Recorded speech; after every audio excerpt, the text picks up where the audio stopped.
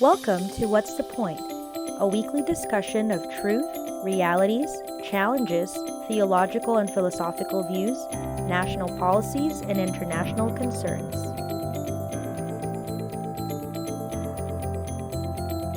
Welcome to What's the Point? Today we're going to talk about money and ministry, and is this contradictory or complementary? So pretty controversial topic a little bit, but we can go ahead and start with our first question. Why is there such a negative stigma when it comes to money and ministry?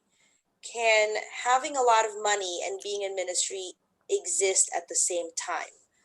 Dad, if you want to start with that long question. Well, actually, they can coexist, but because money has a stigma in the sense that money is associated with the world, with worldliness, and the ministry is associated with service. So the misconception, I should say, is that they always think at service for free. So service is free, and money has something to do with commercial matters. So many people really think that they do not go together, especially that even in the Bible, there is a verse that says you only have to choose between God and money. You cannot have both. So there is a segmentation in the Bible, although that should not be interpreted exactly that way, because there is also another verse that says there is really nothing wrong with money. It is the love of money that makes it evil, not money. Money per se is amoral, meaning it does not have a morality as money. It is how you use it, how you acquire it, how you spend it, that makes it either good or evil. So to me, the answer is yes. I think it can coexist, but there has to be transparency. There has to be really very good lines of accountability. Okay. And what do you think about that, Josh? I think this is Dad's topic because he has I think a lot of money, right? So then that's why he's so you know what I mean, knowledgeable about it. Dad makes a great point about these different things, but if you think about it, the love of money, it's interesting to think about it. It doesn't say like money per se is evil or root of evil. It's the love of money, which means that money is not necessarily a bad thing. This is the question though. You have to ask yourself almost like daily, right? Because when we have money, it's tough to not hang on to it. We have to ask yourself daily: are you a slave of money, or is money a slave of you? Okay. Right. Right. So then, meaning, are you a slave of money? Meaning, does it control you, or do you make money your slave? Yeah. See what I'm saying? Where it's like, if your money is your slave, then that you can be really dangerous for Christ, because then you are mastering over that money and saying, hey, because there's also service in having money. Like that was saying, if you're a great money maker, you can use that to help the kingdom of God, right? Because some people are not strategic in that way. So instead of saying having this dilemma of choosing one over the other, you can choose to do what you're good at. So as long as you use that to serve the kingdom of God, because there's a lot of people out there, maybe the business that they're really good at finance or this and that, and now they're feeling kind of torn, conflicted. I want to encourage them that if you're really good at that, and that's what that you're the best at in this world, then use that for God's glory. Use that to help church planting. Use that to help people in need. So part example here in the Philippines is that the really big churches here, like the Christ Commission Fellowship or CCF, Victory example, even Bread of Life, the head pastors are not Bible school graduates, but are businessmen, former or present businessmen heading the ministry, and they use their skills, financial skills, marketing skills in the church. So the church has gone quite big, and God has used their business abilities. So there is some money part in that, to be quite frank, because how could, example, CCF have a building close to 1 billion pesos? if a pastor does not understand financial engineering. Mm. So these are it really depends how you look at it. Right. So I think that we can agree that that using, if you have a business, if you're, you can use that towards the ministry. But I think that what people have a lot of problem with, or I guess the stigma comes when the pastors of the church have money. So I guess should there be what I'm saying by the pastors in the church have money, meaning they have a salary, and so should there be some kind of salary cap for pastors? Because I don't think that would be a little fair to say that they should have the rest of the world doesn't have a salary cap, yet pastors do. So that's the part I want you guys to also address. Okay, let me answer that. If you are, I call a pastor that is fully supported by the church. There are pastors that are really fully supported by the church. They don't have any other source of income. So their main income is the church. Now, to me, if you're asking, should there be a cap? I think the cap should really be their needs.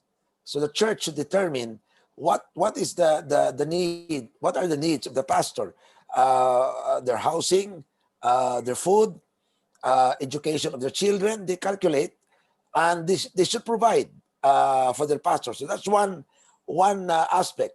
But there are pastors nowadays who does not need the support of the church. I must admit, I'm pastoring a church. I don't get paid or any salary or allowance by the church. Sometimes they give some gifts in kinds, fruits, whatever.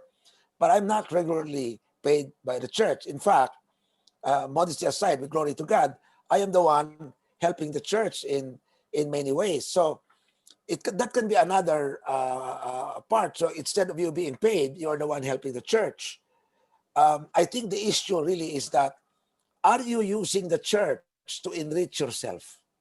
Mm.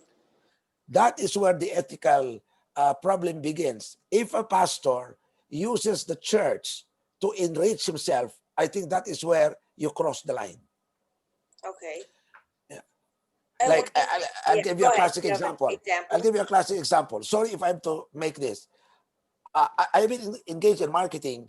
I never get the people in the church involved in my business because that is using my church influence for business. Now, they might come to me to ask for discounts on my products. They might come to me to be employed. That is helping them. But to use them to sell my products, to use them to expand my business, no, because that is now using your pastoral influence and using now the church to enrich yourself. I think you will be crossing the line there. It seems like a very fine line, though. It's kind of hard to the distinguishment, because you basically you have to. You're not telling them, "Hey, you should sell my product," but if they come to you, then of course you're going to help them. That's two different Right. things, and also your motive is What do you different. think about this? I think, what about for big time pastors? What about like their social media? Do you think it's okay for them to, not all the time post about church? Do you think that they can post about their company in their social media platforms? Provided I think that the social media is not a church platform.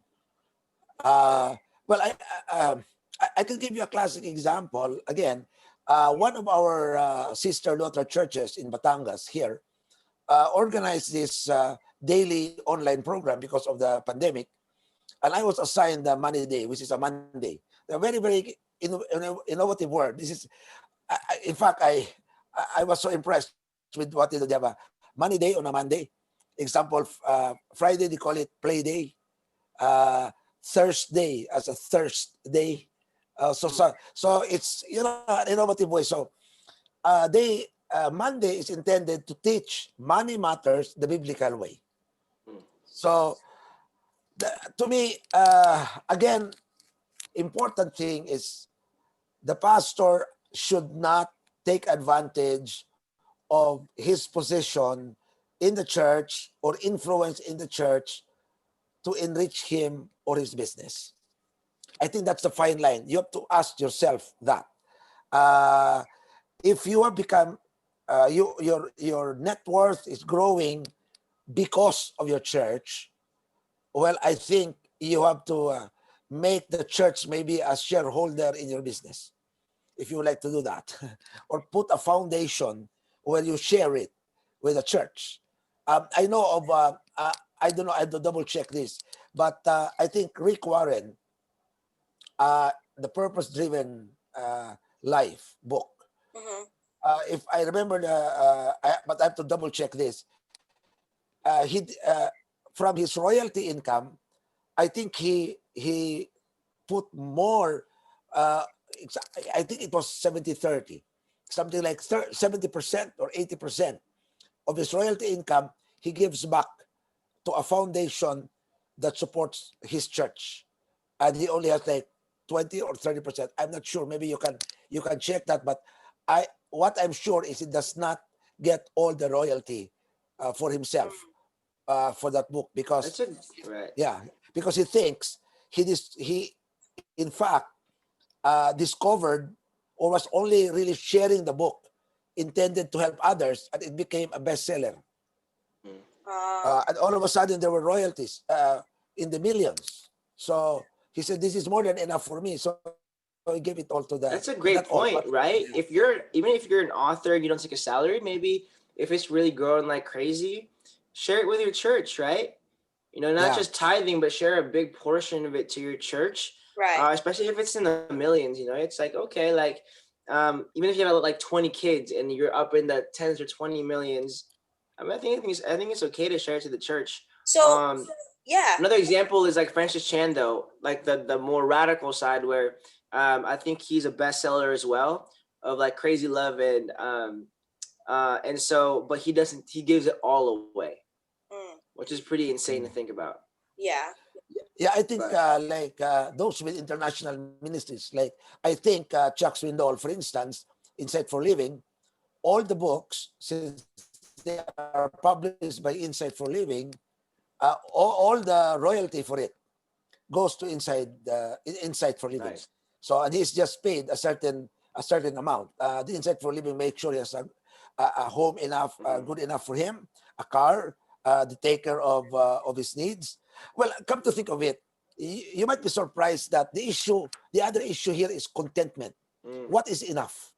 Right. What is enough? The problem with money and ministry is when the pastor is disproportionately richer than many of the members. Okay. And then he is doing his own thing, and he's not helping the church, and he is disproportionately richer than the members. I think there will be a disconnect. Unless But let me ask you this: aren't you sometimes disproportionately more well off than your church members? yeah, that is true, but the word disproportionate, I think, is not exactly correct, because uh, in my case, from the very very start, everyone in the church knew that I give a certain percentage of my income to support the church. Right. So the church can really see that the more I earn, the more activities are funded. So in fact, uh, they don't really need to give a report, but and when our business before fell, when we lost, the church had to move to a cheaper place, because then we cannot afford it anymore. So Why does it have to be separate, right? So, for example, like for me, as a pastor, I'm actually paid by the church. That's like my only means of income, right? Right. yeah, But if I think about it, when I give to the church, right now, I think I'm gonna start to give, but directly to the youth budget. It's like it's pouring back into the church, in the activities of the church. With yeah, this little that I have, I try to give it back to the church. Because it's a holistic thing. Imagine a pastor, right? It makes kind of no sense if pastor's making a lot of money, but doesn't give to the church or doesn't help Yeah. fund it. It shows yeah, it shows the true heart of like, God is giving you. It doesn't show good stewardship if you don't give it back to some portion of it back to the church, if you think about it, because you're investing in what God's Remember giving you. when you were little? Did you not remember that every year I bring the leaders of the church to the house, and they can get things from the from my clothes and everything, and it becomes theirs. Yeah. Uh, I do that like every year, and very strange. I sort of give it every year, and my cabinet, or whatever you call it, closet, or whatever the American word for it, cupboard or whatever, always gets full. Some people also give, so I keep on giving away, and people keep on giving. I for many years I've been giving my. Now I have to give a lot of stuff because I have lost weight. So Hey. a lot of my Yes. clothes Also, is it does not because you fit give me. it because it's not fancy enough for you? No, You in want fact, some more Louis Vuitton? some of the things I give, I sort of love it, and Like, oh sometimes shoot. sometimes I really get like, oh, when I turn, that's my clothes. Like, was it Right. me? Oh, right. It's like, oh, but for me, I'll give you an uh, example too. I actually yeah, gave my skateboard away. It's uh, like a pro skateboard. Cost me a lot yeah, of money, but I felt convicted by God to give it away. yeah, And so I feel that it's tough too, because even in clothes or skateboard, it shows you when it's hard to let go, it's close to being an idol, right? Yeah. yeah, It's yeah, tough. yeah, It's tough, yeah, bro. That's yeah, crazy. For yeah, sure. Yeah, and I think yeah, when you guys were talking about like pouring it back into the church, that's really important. That's really important too, and definitely like that your church can really see that too, because like you said, when the business was down, I mean, you guys had to move. You even had to be in Jollibee for a little bit just to yeah, have a service. Um, yeah, so I guess then it would be okay then, because I right now it looks like a lot of the biggest issue here in America is in America, they look at the net worth of a lot of pastors, and what if their net worth, or what if their wealth came from other means, like a personal business, books, speaking engagements. But those are, like, for example, books and speaking engagements are kind of correlated to the celebrity status that they have gained because they are pastoring a church. So the reason why people buy their books is because they are a pastor of a church that is very big, or the reason why they're invited to speak at a conference is because they're a pastor of this big church. So it's not, in your case, you are invited to speak about a business product that has nothing to do with church, so your money there is definitely separate. You didn't yeah. get invited because you're a pastor. Yeah, I think those are two different issues. If you have a business separate from the church, like you have a real estate company, you have a marketing company with certain products, nothing to do with the church. I think I think there is nothing wrong with a pastor getting rich because of his business, provided, of course, he's faithful and generous, uh, faithful in his Ethical. tithes and generous in giving. Now, I think the fine line is this: when you have become popular or you become a celebrity because of your church, Mm. then you have to ask yourself, isn't the church, in fact, my partner in this? Mm. So if it is my partner, what part of my income I should regularly give to the church? Mm. If I have become popular author or popular, well, I will be frank with you. If for whatever reason somebody would like to write my reflections and the money day thing, if those will have royalty, I will tell you, I will give it all to the church, because I would never have done that if it were not because of the church needs. Oh. So Oh. I will give that all, because that's not mine. That is church property in my thinking. But if I sell X1R, the church has nothing to do with that, or Mm. disinfecting products, or food items, or I there is uh, that is a separate business. But what I'm saying is that I think matter of conviction. What part? I mean, this is the maybe this is the question to ask. If not because of the church, will I have the same following with my book? Will I have the same leadership? Will I have the same uh, authority or influence had it not because of my church position? Yeah. Now, if it does, I think I have to give a major part of it to the church.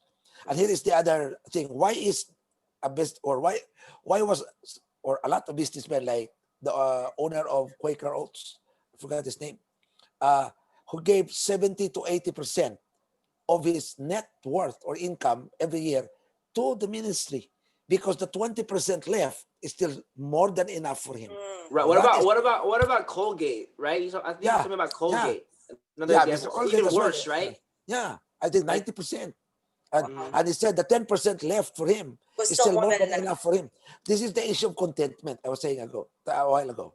Remember I told you about Pastor in Cagayan de Oro? So he's a head pastor. If I can even mention Pastor Ruben, maybe not the family name.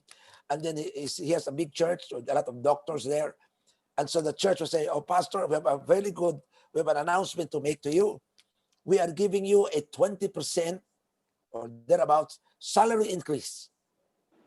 And he said, "Thank you for your generosity, but I cannot accept it because that's too much for me. You already provided for my house, my car, education of my children.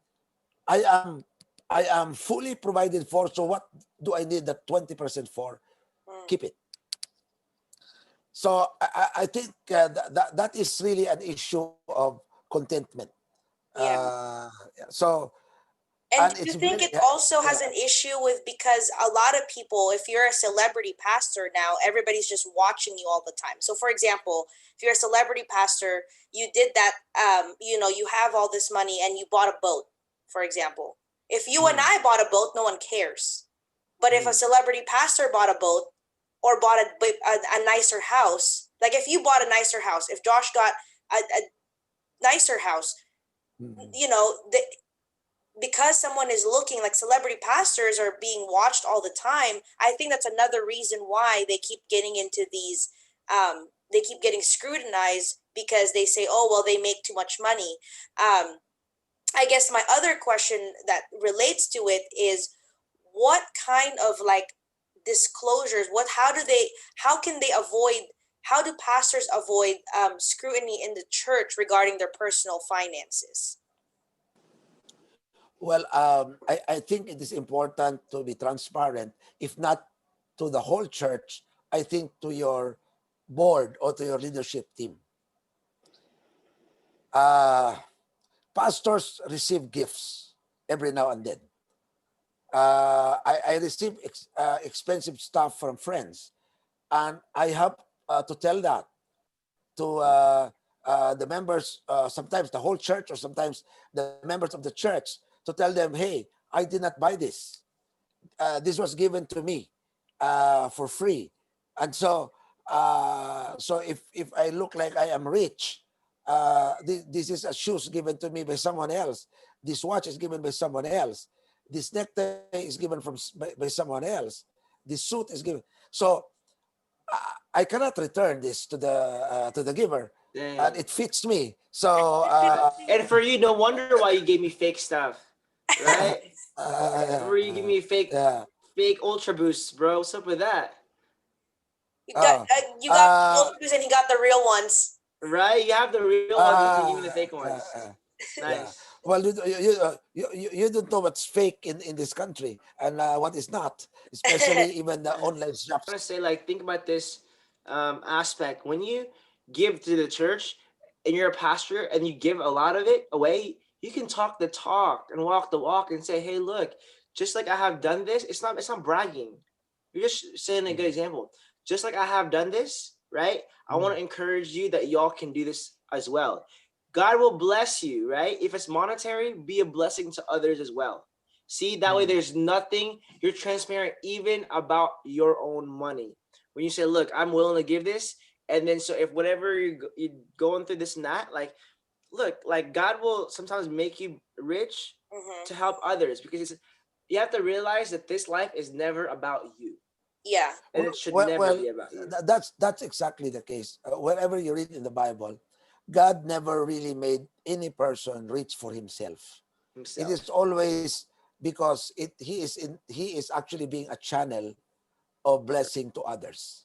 Mm. So and he can be a better manager or steward of that amount. And so if it becomes bigger, more people actually can be blessed by a small amount. Like if here is a classic case. If you are given like 1 million pesos, and the 1 million you will distribute it away as food donations, probably it can help 100 people with 10,000 pesos per month in just 1 month. So your 1 million is gone. Gone. With 10,000 pesos, 100 church members. But you can make the 1 million grow, where you can keep on helping 100 members for the next 10 years. So where will you put your 1 million? You will now give this 1 million to this person who is a better steward who can help. So I think there are people that God has gifted to make money grow. And these people Absolutely. should help others in return. That's why for me, I'm not anti-business. I'm just anti-pride when it comes to, or I'm anti like living for yourself in a sense. If you're a Christian, Anti-greed. anti-greed, because if you think about the aspect of like God bless, you have to first get to the point where, hey, the stuff that I have, I cannot say this is mine, this is God's. Everything is God's. Right. Okay.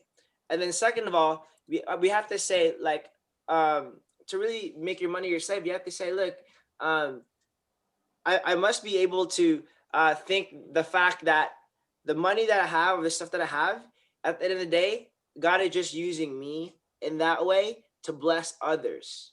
See the humility in that? Yeah. Right? That way it makes you not self-sustaining, but it makes you hungry to make more for other people. Right. Is that incentive? This is funny. When I give away stuff, I have no problem giving away those that I have bought. I have a problem giving away those that were specially given to me. And if someone wants it, like I have people who want to ask it, I will have to say, I might have to ask the person who donated this to me if I can give this to someone else. Because he might be offended why someone else is using the one that was given to me. Because that was intended for me. Right. And if suddenly finds it in my brother's wrist, he said, "Isn't that the one that I gave Harold? So why did he give that to his brother?" So that It was not makes for him his think brother. like you didn't want it, like you didn't Yeah. want the gift. Or that was for you. Now, how would you feel if you give something to someone and it is now used by another person? So you're right. He didn't like it, or something like he didn't even ask me uh, Yeah, whether you he don't can want to get them. give it away. Yeah. I think what's funny too is this concept of like for me, I like to, give and giving people food. Like for you, Carrie, the $0 thing. Yeah. Sometimes I give people food, buy them food. Yeah. Like it's funny because I don't do it like for anything. I just do it because I love to just like give people food because I love to see like their joy, because food is awesome, right? Food is something that's universal. We all need food, right? Right. But I just think that it's amazing. It's funny enough. I don't do it for I don't do it for returns, but it's weird. The more I give, um, the more God is blessing me. Yeah. In a sense, with like with more and more. Well, that's not my intent. My intention is not to give to get more and more. I just love to give. Yeah. But that's the point, right? If look, this is real talk. It doesn't have to be money only, but the things that you're willing to give, right? And the things that you're willing not to give. Look, if you're willing not to give something, chances are God is close to taking it away. Right? And that's that's the issue. With Abraham, he was still willing to give his own son, the dream that he had for his whole life. Yeah. But yet God decided to say, no, I'll bless you, right? Because I see that there is no other God before me but me. So that's the thing. Do not hold on to anything in this life, is what God is saying. It's not that I'm not going to give you these things, but don't hold on to these things so tightly that you're not willing to let it go, because that is a litmus test of who your true gods are. Right. Yeah. Well, another example in the Bible is Solomon. He was okay when he was younger because wisdom was more important than riches. Wow. But as he grew older and became really rich, he did not apply his wisdom. He forgot to be sharing it away. He was accumulating it for himself. Then that was the reason for his downfall. I'll give you another example, okay? How richness. I like to think about a book in the Bible, a person in the Bible, because I don't think he's talked about enough, and I felt I can relate with this guy. His name is King Nebuchadnezzar. Okay, and King Nebuchadnezzar. Oh my goodness, I think I'm Nebuchadnezzar because I'm a filthy, dirty person, right? This is the king that almost got Shadrach, Meshach, and Abednego killed. Okay, context. But think about it. It was probably, I'm gonna say, it's probably a case study, right? He probably did that to a lot more people, and they probably got cooked up, and they probably died, right? Because it's the whole kingdom. He says, "Look, bow down before like gods like that I have, otherwise I'll like put you in the furnace," right? Right. Really bad dude, extremely bad dude. Okay, not only was he a person that like loved money in a sense, but he worshipped other gods, which meant that like if he worshipped other gods, he's close to being this kind of paganist, Satanist kind of dude, right? Yeah, so he's really bad, right? And he got people killed or try to get them killed for it. But then also what's interesting is after he releases like the Shadrach, Meshach, and Abednego, people think, okay, that's cool, and then he believed. He also stumbled again. He sees Babylon, and then he's like, oh my gosh, look at the good that I have done. Look at this great nation that I have built, right? And then from then, once he like said that, God struck him down, okay? To where his mind became like a beast for like 7 years. To where it says that he had like bird-like claws, right? And his hair was crazy, kind of like mine, I guess. But it's insane to think about how so 7 years, and then finally he comes to his senses and says, I think 7 is the number of completion. Comes to his senses and says, look, now I understand. I need to serve the one and true God only, right? Only him I will serve, right? Only him. And it says after that, God blessed his kingdom and surpassed it more than his previous greatness. Wow. It's in Daniel 4. Read it. And what I'm saying is that, look, it's not prosperity gospel, right? God decided to bless him because King Nebuchadnezzar finally said, it's yours. And only yours, right? And God blessed him and surpassed his greatness. People might say, when Nebuchadnezzar says that, people might, if I were to say that in the pulpit, they might say it's prosperity gospel. But then if I might try it one day, but I'm going to say what Nebuchadnezzar said, right? In the context of what he said. Like I'm going to say what he said, direct scripture.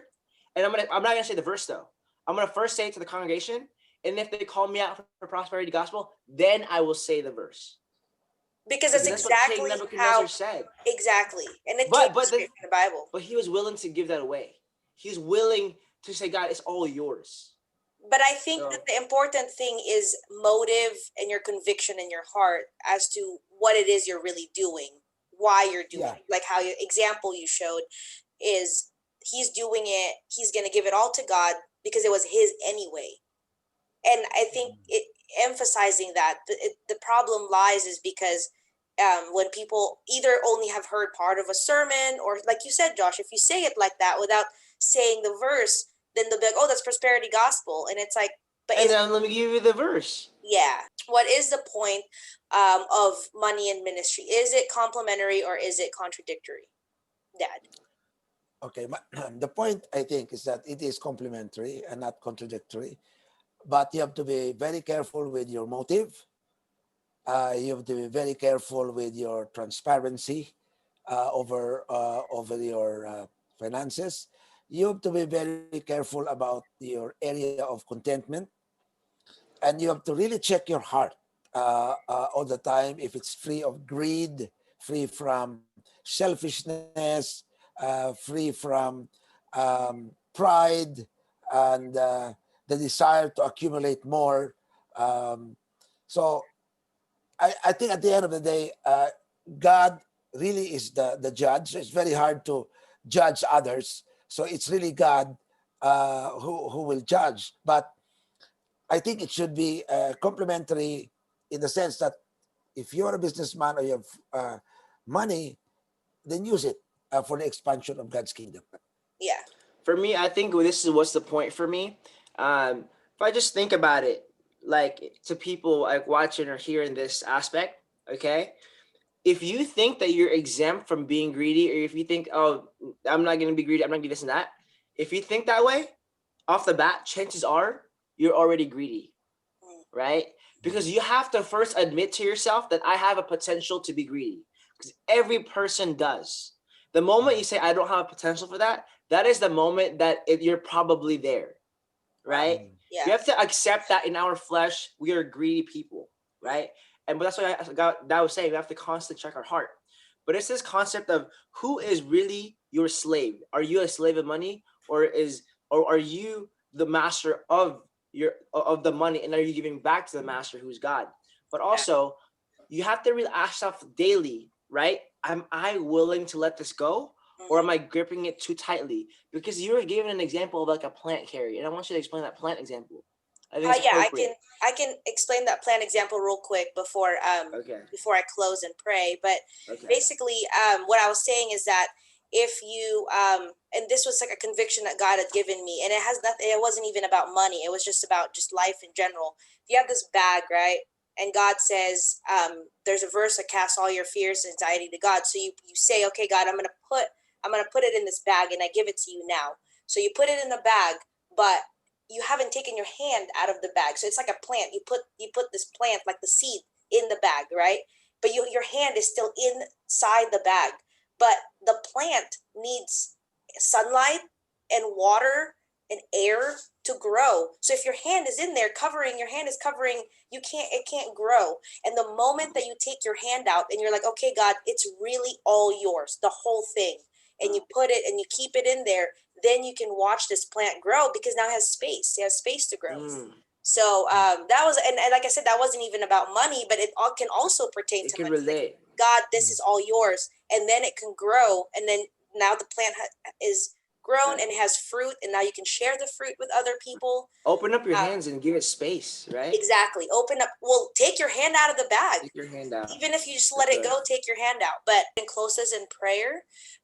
Dear Lord, thank you so much for this time together that we can discuss just money, and even just, Lord, our hearts, our conviction to make sure that we're not greedy, that we're not being selfish. Lord, I pray that you help us make money our slave and not be a slave to money. Thank you so much for this time together, and I pray for everyone that's watching this that they would get something out of this discussion. In Jesus' name we pray. Amen. Amen. Amen.